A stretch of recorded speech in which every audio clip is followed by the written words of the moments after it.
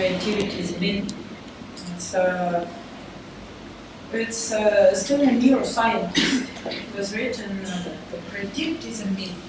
In order to do something innovative, there is no need to do anything more than to focus and let the brain form larger units from small bits of information. And because people have been asking for me, like, how do you get your ideas? And I think it's like kind of the most common question asked from an artist, that, where do you get your ideas? So it's something that you talk about. So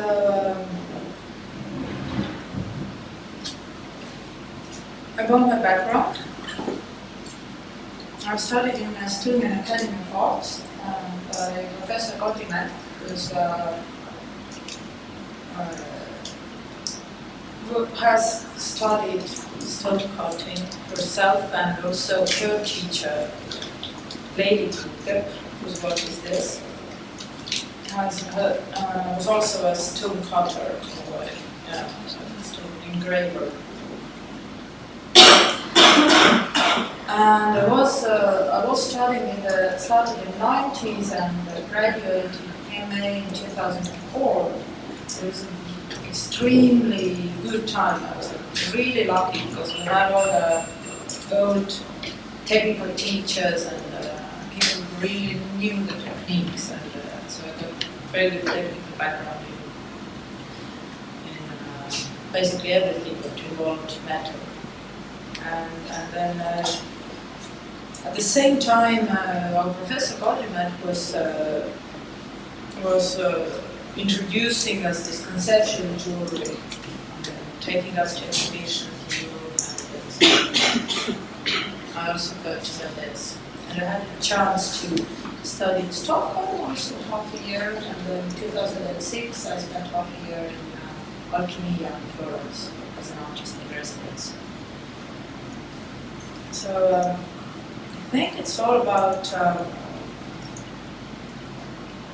what stories you find in these things, what happen around you, how you see that, because you can tell thousands of different stories, how you connect things, which kind of bigger units you form from the small bits of information. So this is one of my MA works. So it's actually sandals. You can kind of sandals or skate. Roller skate. Sorry? Roller skate. Yeah, roller skates. And so the propeller starts turning. It was all about flying. And you skate on them. And so it was all about flying.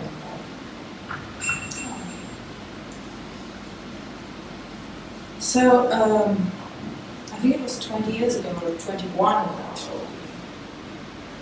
No, 22. Time flies, yeah. I got a Christmas present from my friend, from my boyfriend at that time. And it was a ring with a huge synthetic sapphire, a huge big yellow sapphire. And a few months later, I had a dream that the stone was melting. And it met when I woke up, and I thought, oh, it's a bad sign. That means it's fake, and it's glass, and it's all fake. But anyway, I ignored this sign. But a few years later, we broke up, and life went on, and I got married, and I moved to another house, and I think I was waiting for my first child, and then I was cleaning the house and saw the ring. It was 10 years later. I was thinking, what happens if the gemstones really melting? Maybe it's possible to do. Why not? And I had no idea how to facet a stone. I had no idea of the whole concept actually, all the critical angles and all things like that. Anyway. So I made this few tryouts in plexiglass just to see what's it about. And then, as it was already the time of Google, so everything, all the information how to is available on Google if you search. Not everything, like not to, how to polish quartz, for example. You can talk about evening things about this. But almost everything else is possible to find. So I thought that because it's faceting, it seems to be so closed was a secretive, esoteric world. So I thought that I cannot just go into a studio and thought that, hello, I want to do things like that. So I got a machine, just a simple cutting machine, and I modified it a bit and started cutting. So that's further of my studio, so you can't see much. And at the moment, actually, it's set up for some other things. There's something of my cutting machine, and there's a machine what I used to make these parallel lines, but now it's arranged to, with all the tools I have, it's arranged to make, to cut equal size tubes. So it's a bit messy. Oh, that's how I make this curved parallel lines. It's actually, yeah, as you can see, there are some different sort of machines arranged for this. And so you kind of just cobble these together from different ideas and different machines you can get. It's not like you bought a ready-made machine. You just had an idea and you had to make a machine to do that idea. Every time you had a new idea. Basically, yes. So if you sometimes need to explain what the price of my pieces comes from. Yeah.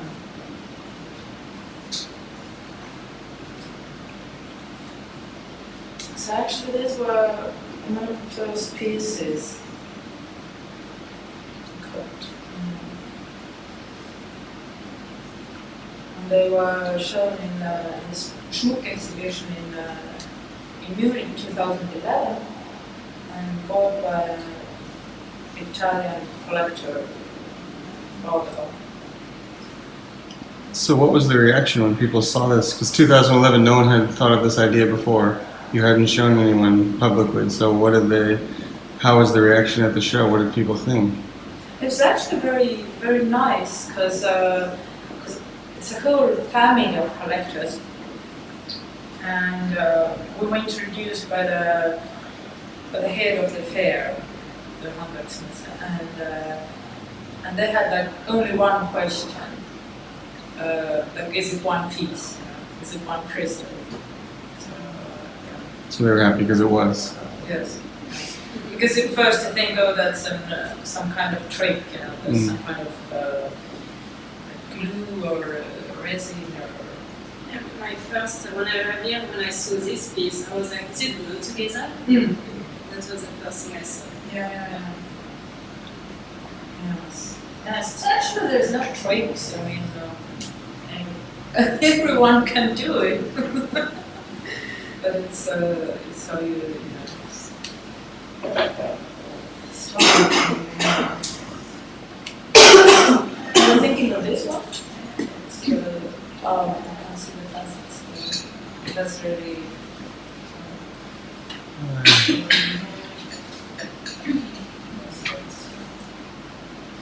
Why you call like that? Looking from Why?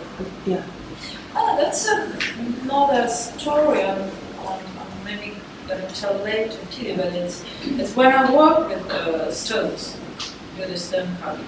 It's such a good thing because it keeps your mind and half occupied and leaves half free. So I always have some other stories to follow. Sometimes I listen to these lectures, internet lectures and things like that. And sometimes just music, sometimes thinking my own thoughts, and the titles come from this, I think. So it's not related with the gem. Of course it is. Like, I mean, this one is obsidian, Yeah. and is related with the title or not? It's all about what stories you see. Mm-hmm. Stories. If it is related, if you feel that it's related, then you see it as related. If you don't see, if you don't feel it, then you don't. Then you see another story. Then you see two separate stories. Mm-hmm. Yeah, I believe they're related. Of course. Because when I was working with a stone, I got the idea to name it like that. So I tried to avoid this intellectual construction. Because there is so much construction, mental construction work already in creating a stone. It's all mathematical and so very limiting in a way. It's very, very good, I think. So on the other hand, of this creative part, I try to do as flowing as possible, as subconscious as possible. Not Dadaistic, well, you can call it Zen too, but I don't want to construct it. So if you have the question, like why has this piece got this title, then it's something you can ask from yourself. Or maybe there's something that comes from myself. I wanna see if there's some is related to yours. Yeah. What I find interesting is working from dream is kind of characterizes essentially every piece of jewelry, right? Because from the initial stage of the sapphire that you got, and then the dream because of that. So it's kind of is linked with everything in some way. Yeah. But it's interesting that you brought in this piece, the title of this piece, because using this material. Yeah, yeah. It's actually the translation from Estonian, and it's from Estonian. It means it's slightly different meaning, but it doesn't translate directly to English. In Estonian, it's literally what's spoken from dream, but it also means something by heart, something like that. You just know it.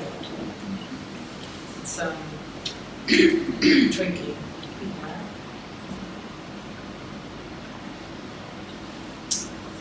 Change direction.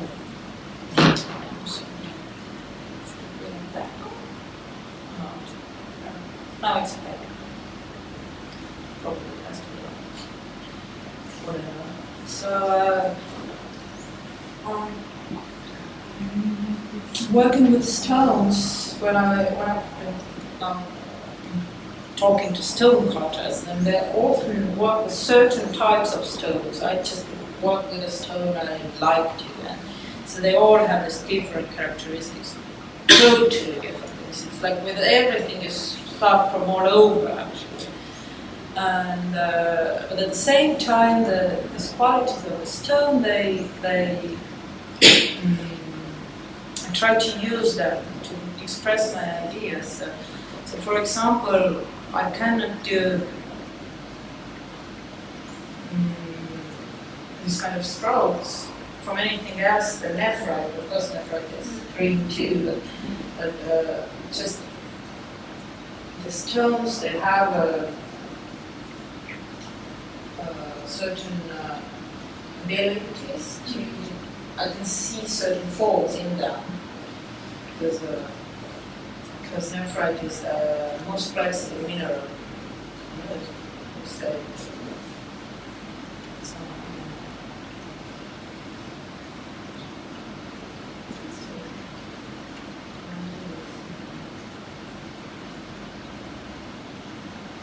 and the big ones are just black tourmaline crystals.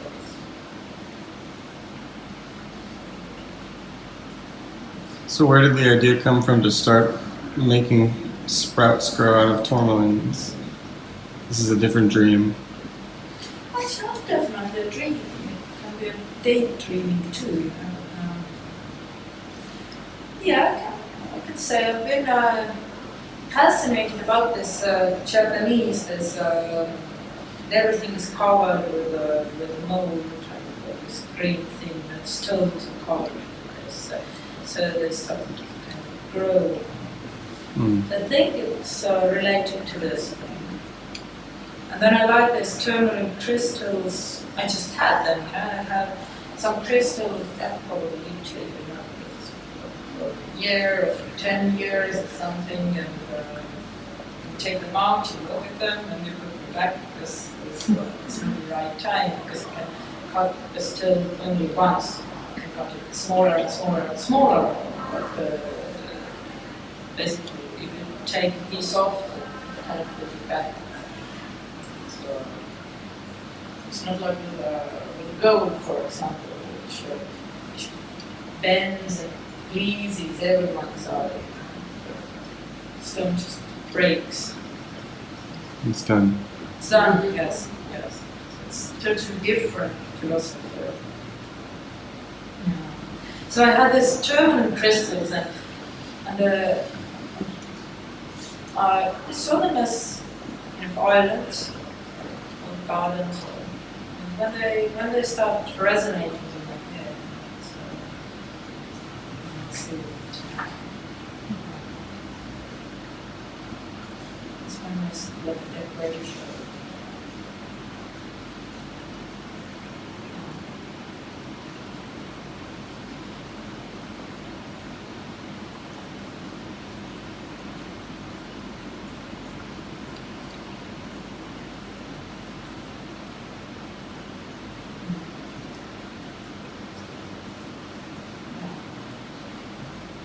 So I've sometimes noticed, because I'm trying to talk about the artistic point of view here.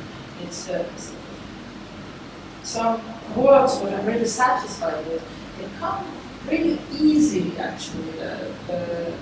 It's not like it's a big effort to behind this creation or something. Sometimes it's rather time consuming to actually cut the stuff. As an idea, they come really easily, and so I think it's the effort is actually this everyday life and this everyday routine. Every morning to wake up to decide that I'm still a jewelry artist. I think that's to go to the studio, start working, and after that it's fun.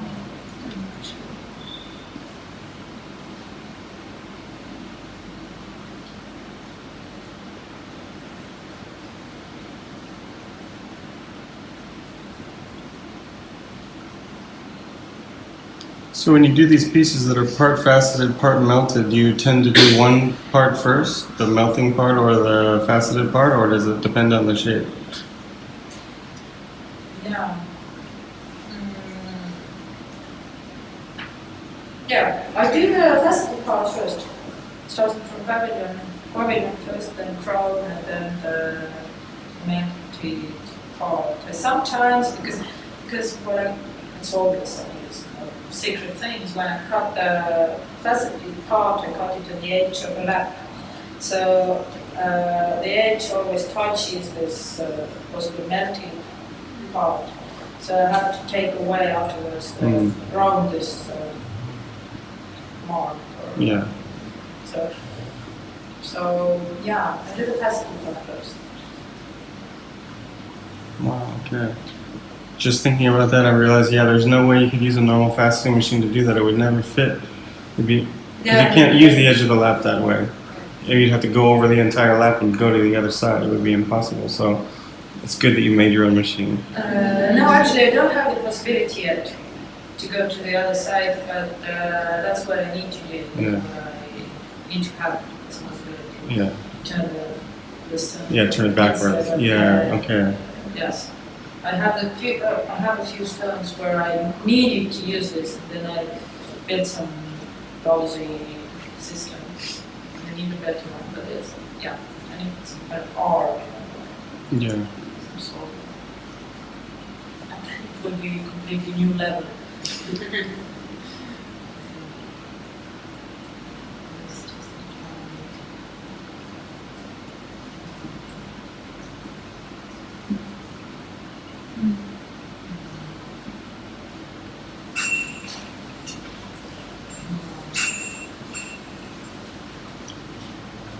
So is your process of polishing the melting parts, is it, because obviously on the faceted parts you're polishing them in a faceting technique, but the melting parts are more in a carving technique. So is it a different experience for you? Is in the process of polishing between the flat parts and the, because this one has, you know, very pronounced round drops. So I imagine it's totally different feeling and process to make those smooth, round things. Yes, actually, what I've learned is if you want to make something round and flowing and really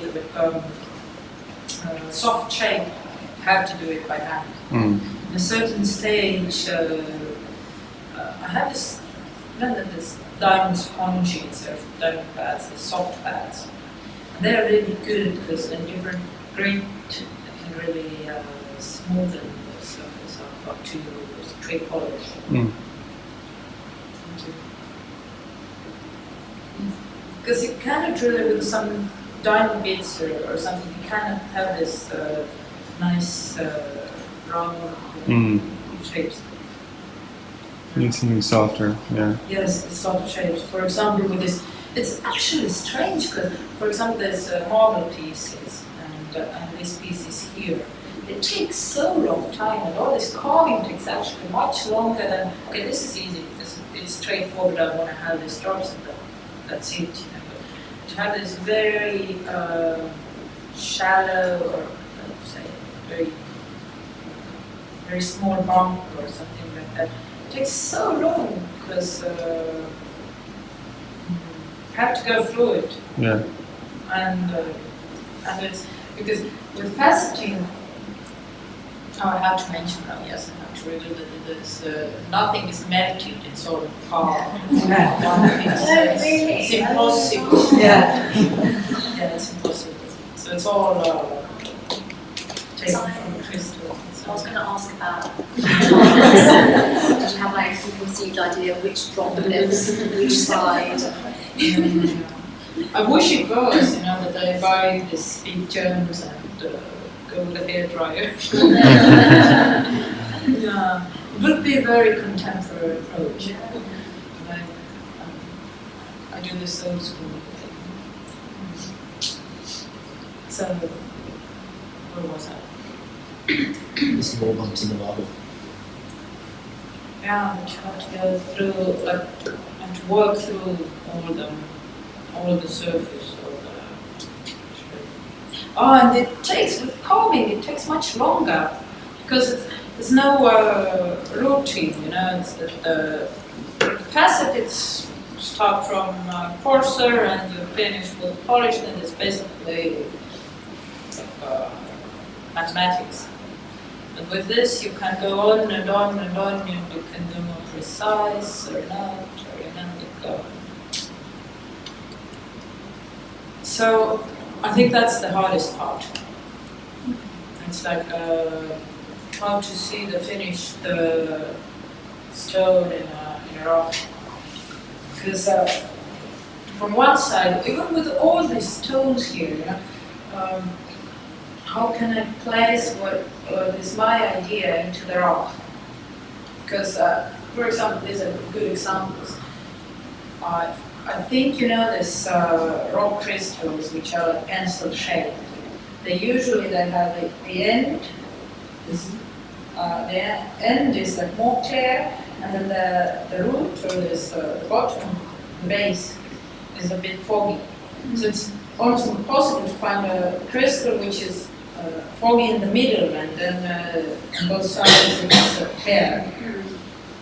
So when I have this idea of stone, then I have to imagine and go like a computer in my head through all these shapes of stones and to you know have it in like 3D in my head, this crystal, how to put it, and also how to fake it, but how to I can say also how to fake it, you know, how to make it look that it melts in every direction, but actually it's very hard to find this to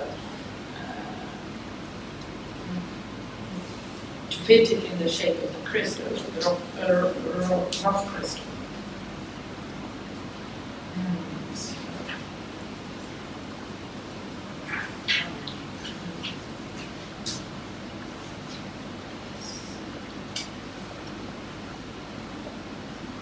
Yeah, so basically I choose ideas to work with depending on if I can imagine them or not. If I can imagine what it looks like, I don't think, that's why I was still cutting started. So I had never seen anything like that, and so I wanted to see what it would look like.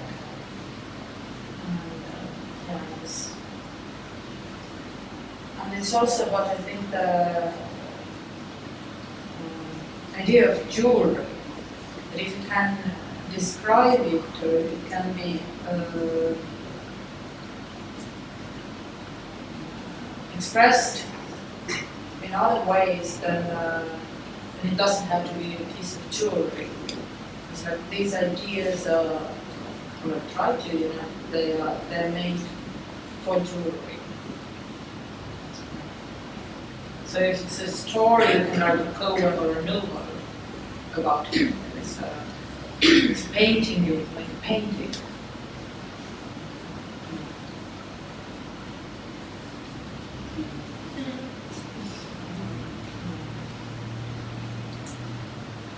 A Dutch jewelry artist, Philip Sayer, once told in his lecture that you have, or actually I think it was his workshop actually in Italian, that you have to fix your mistakes in your next work. I think it was like 20 years ago, and I thought like, what? I'm going to make a perfect work, then I'm going to move to another one. And yeah, I have back then this idea. So, but it's never perfect.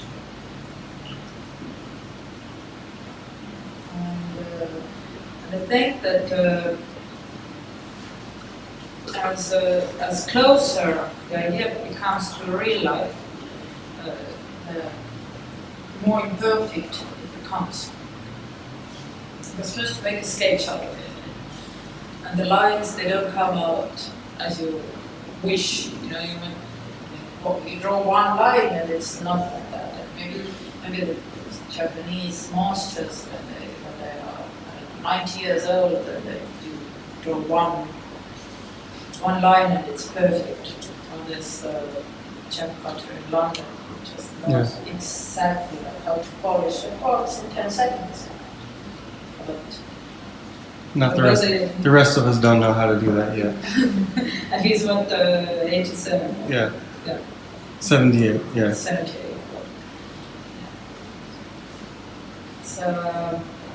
So you make the lines you're satisfied with and you move to the next step. And in my case, it's a faceting diagram. And here the stone is perfect. It's described as a formula, so there's no mistakes. It's absolutely the way it has to be. Yeah. What I tell about this afterwards. I also, as Justin, you were asking yesterday, like, what types of cuts I use. So I do my research, yes. Yeah, so I've adopted them. I'll alter them for boards and others. Sometimes it's just about the shape I want to achieve.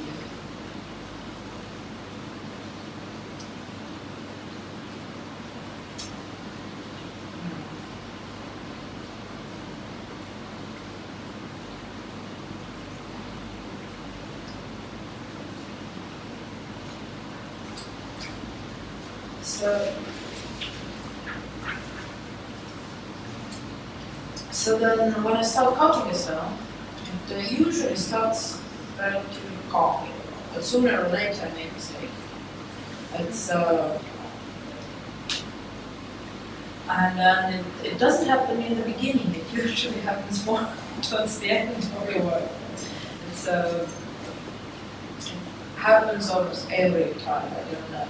But in some level it happens. Like the facet gets too deep or there's a scratch and then I have this mistake. And then to hide this mistake, I make small mistakes in the neighbouring facets. So that it doesn't really show, you know, it has always had mistakes. And a faceting machine is great, it has a device called cheater. It's actually meant for hiding mistakes.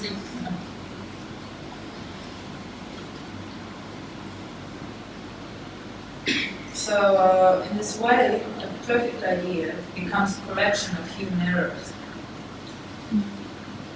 And that is where I set a mark, like to understand if the work is ready or not. It's ready when I can stand all the mistakes it has got. And so, yeah, that's my addition to the serious sentence. And then it's time to start with a new line.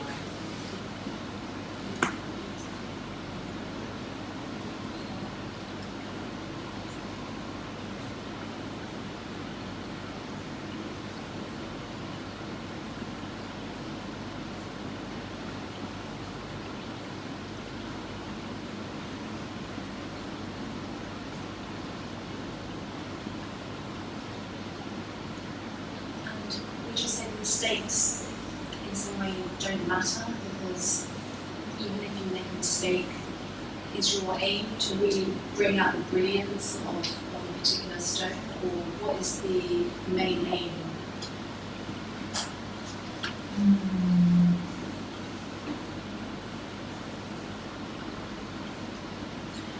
Well, it's faceting. It's so. I don't know anything about music, unfortunately. I think it can be. It's maybe there's some kind of connection. You know, you have this music sheet and you have to follow it. So it's otherwise it's not the same thing. So I think it's not faceting. It's like classical music. You have to. There's no way that you are working with it and then you're not trying to do your best.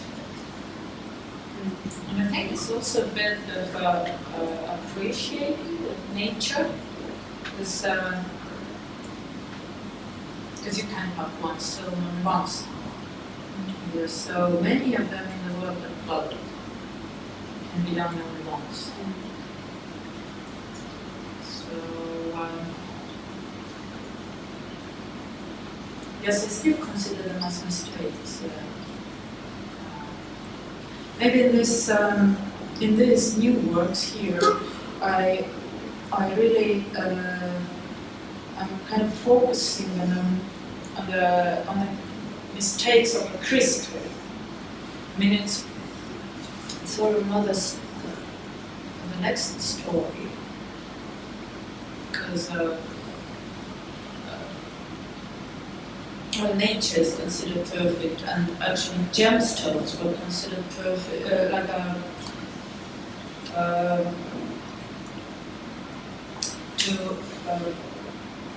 through faceting during what is it, Renaissance time, I think, much better. But they were considered that they multiply the divine light by faceting the gemstone. So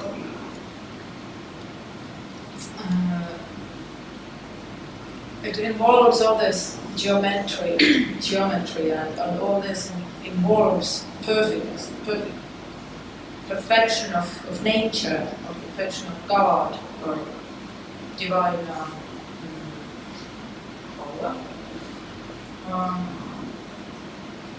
So actually, here when I see these inclusions, well, here they represent an ice cube, for example, but I see in these inclusions actually a connection point between this natural or the divine and the human, because we're imperfect. No matter what we do, we're not angels.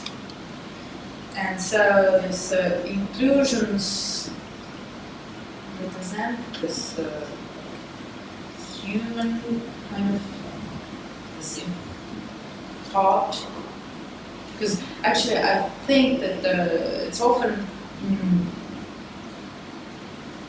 well, what I just did was also that I wanted to express that the stone has some kind of human qualities, but it does not, because it's completely eternal and cold and very far from human. But I think that's the kind of doorway how to communicate or to see. Or I see this as the beginning of the next story.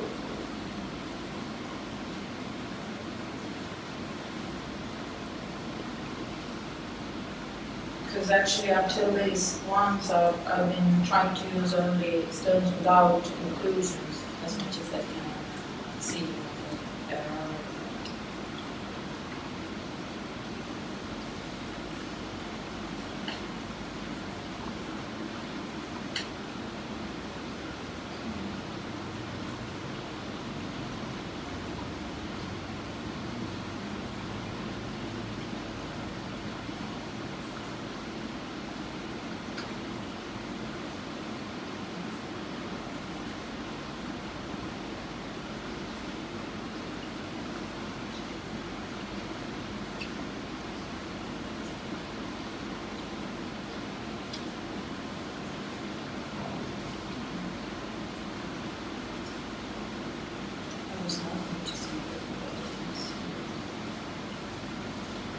When you cut your stone, do you decide from the get-go like whether it's going to be a ring or a brooch or earrings?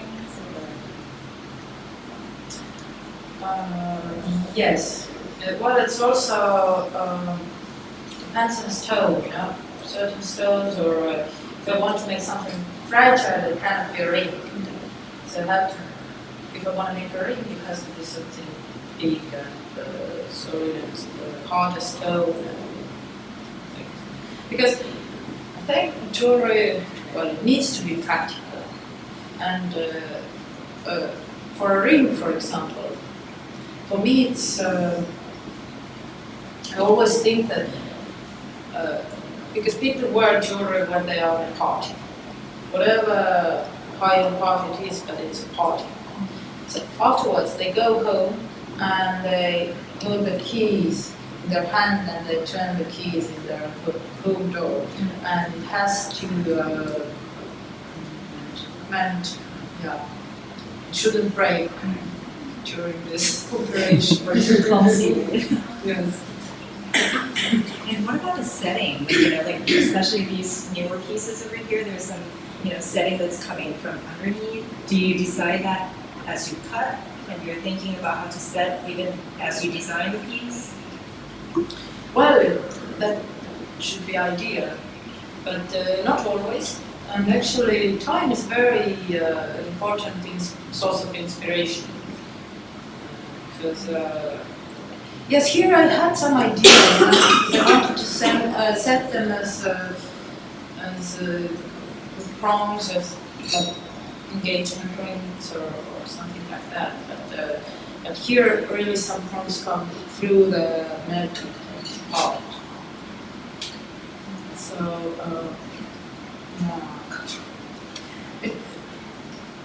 I think what takes the longest time is to make decisions. Really have to let go of everything else. But sometimes so many decisions have to be made in such a short time. So you have to divide this time. You do everything you already know, and then you move to the next step. So in the end, you have to make a decision, and then the time is you're kind of ready to make this decision. Because, for example, in this case, I understood that I cannot set it. I want to set it with 4 prongs at least, but 3 could be possible. But then 3 could be possible too. But then I didn't want to make this melting part smaller, so I had to bring one prong through there. So it's kind of new thing for me too. But I was surprised I could do without glue. So with that piece in particular, did you go back and make another hole in the end when you were ready to set it, or did you know while you were carving it that you were going to have to put a hole in the melty part for that prong to go through? Yes, I did it before polishing the melting part. It's a technical thing, but also it's a kind of very annoying that when you once polished, then you can't go back just partly, but you grind something, because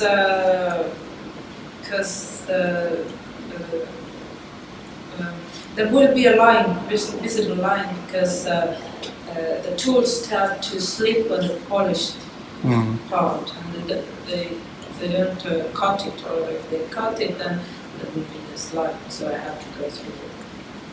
Work through all So it has to be all together, every step. Yeah.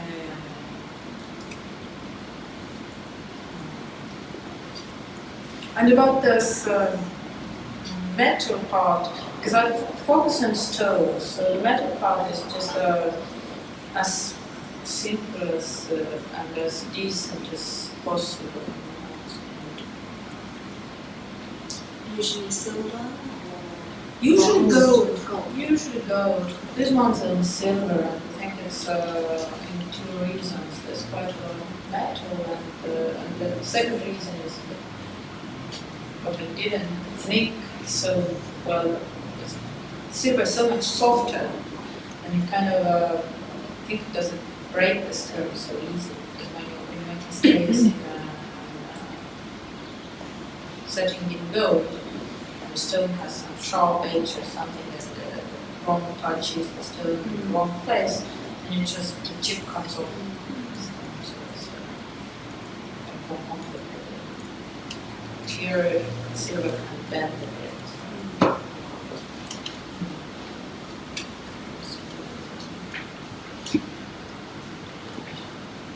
that's also a very technical thing. But it's, I really like very flat, how to say, pieces where there's very little difference between the facets. Because that's something where you need a very good machine, because a good machine and good experience. So it's really hard to.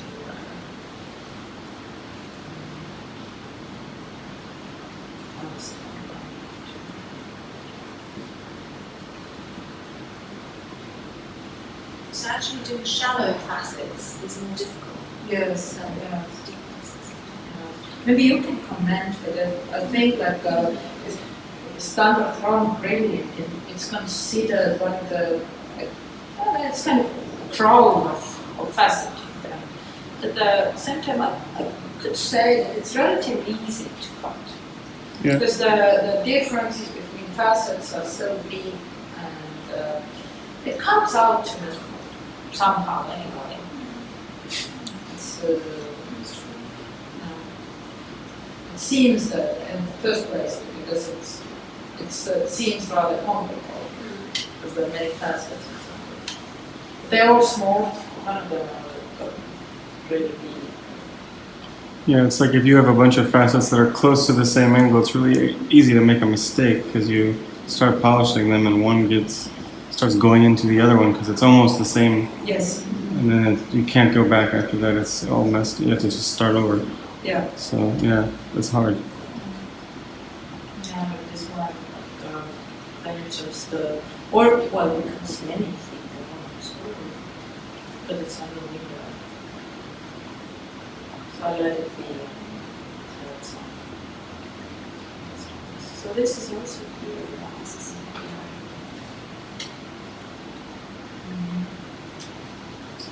Yeah.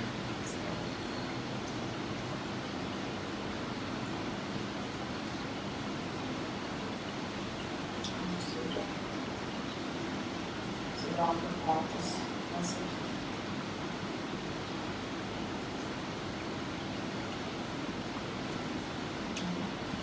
Some tooth marks.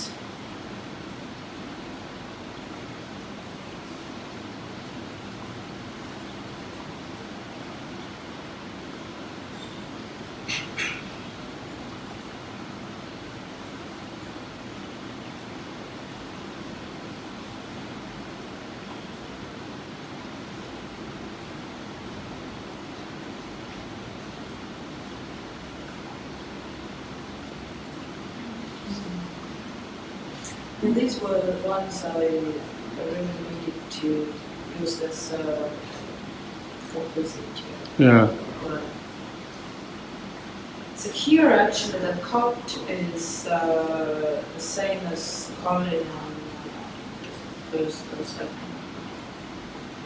sort of quartz.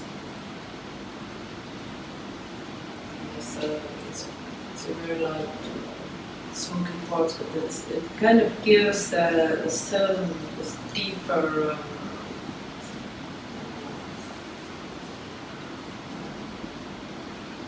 color. It's still like, it feels transparent, but it has kind of Yeah. More contrast or something. more contrast than just the raw crystals. So in the center, is that faceted from behind? Yes, it's faceted from behind, and from in front, it's like splashes of water. I think here the title kind of came from the story. It's a legend. It's also said that maybe it's not true, but when the family of the last Tsar in Russia was executed in 1917 during the Russian Revolution. And there's a legend that they took out their jewels from their jewelry and they sewed them to the children's underwear. But the first bullets actually bounced back from the Chinese. I think it's true. Sorry? I think it's true. Yeah. Imagine it's some seller and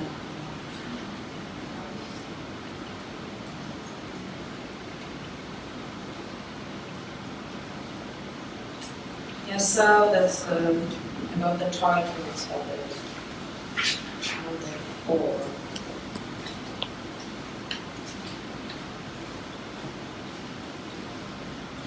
So it's actually nowadays it's a problem that we cannot have new ideas because we cannot have this. We don't have any more time when our brain is half working, half resting, because we don't have manual work. Like nowadays, maybe it's this or dish washing is something, but. Like 50 years ago, there was so much more of this kind of work. And actually, it's very good for brain because then the brain can work and form new ideas. So people who work with hands take advantage of it. So, handcraft work is very, very good for brain.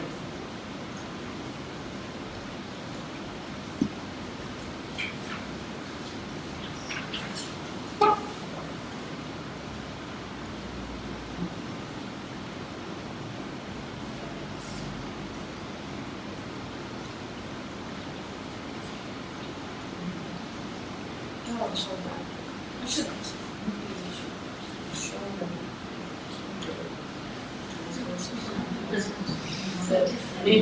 No, see something.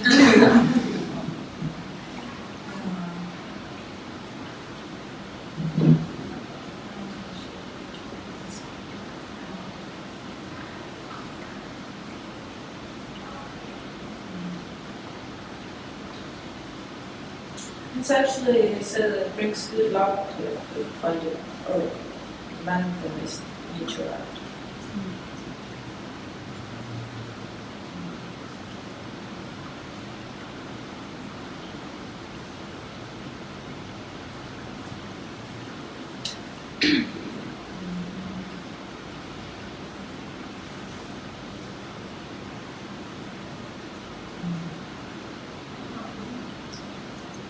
Which one is the model?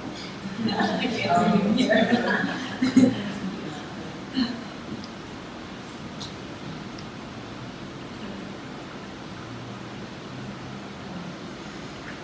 So,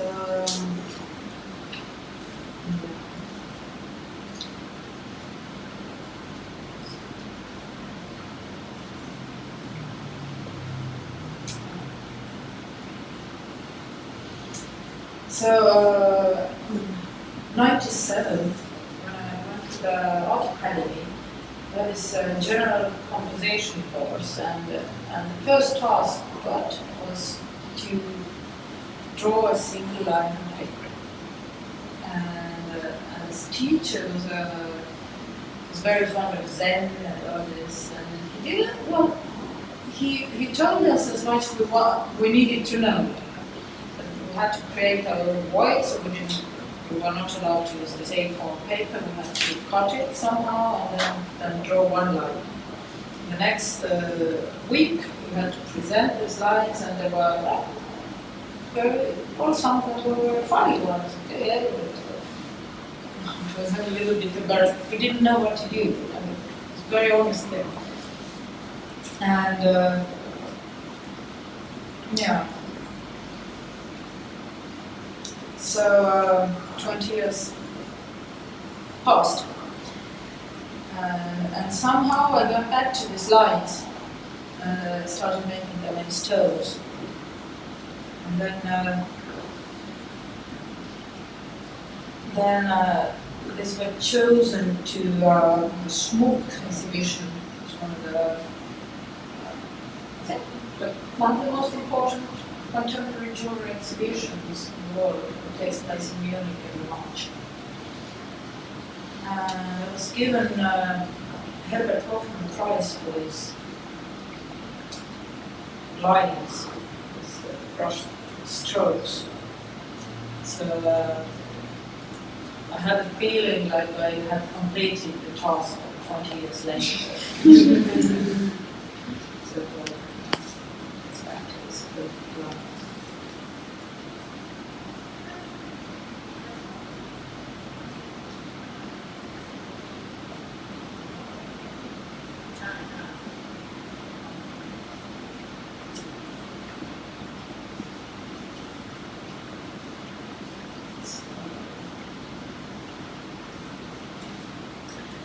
And here I have because I work as a freelancer, so I've had a chance to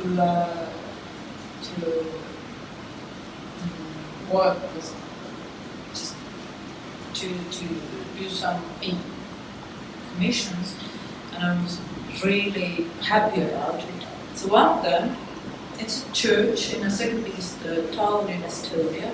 It's a medieval Gothic church. Yeah, very special one with these terracotta sculptures and everything. And they had lost their Eucharist vessels. It's chalice and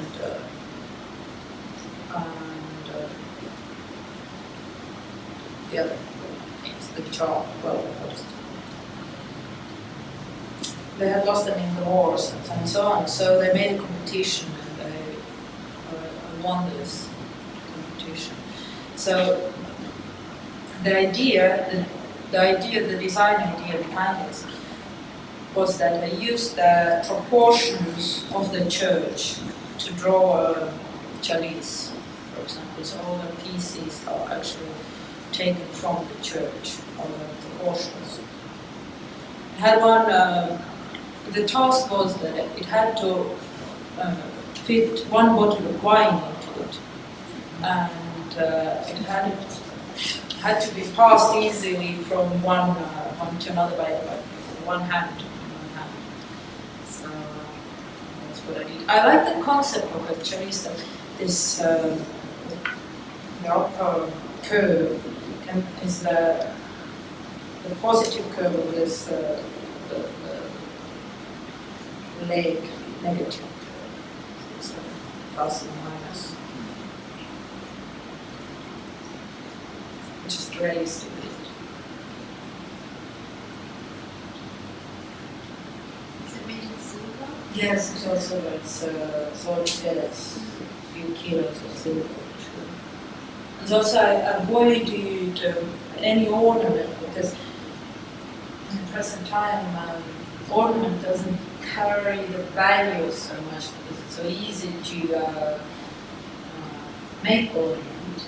But instead they all hand raised and raised, yes. Yeah. So the hammer marks are left visible.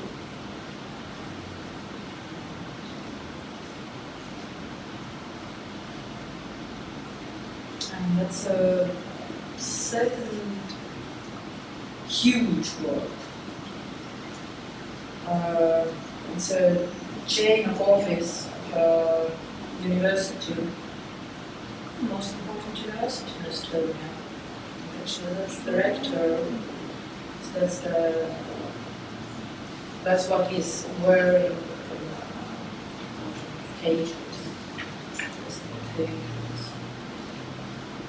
It's also, I think it was a nice combination of materials and how it turned out, because the centerpiece.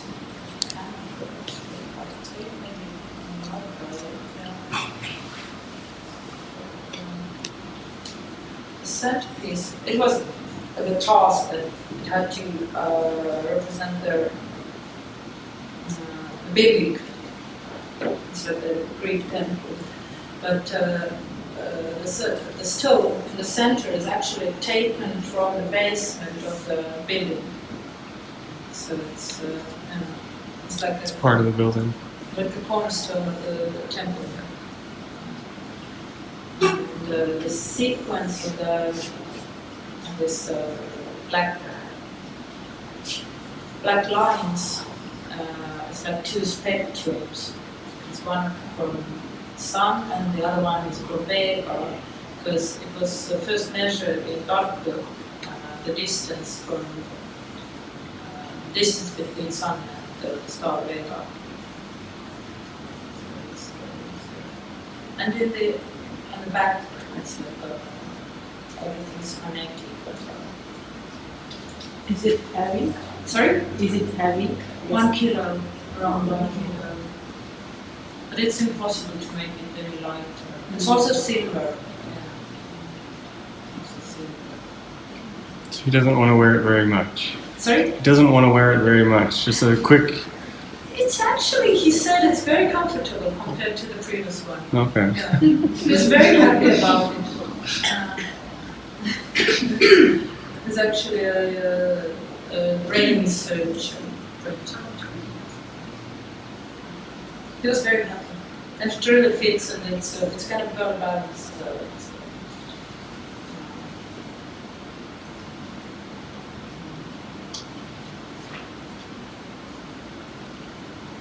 So that's it.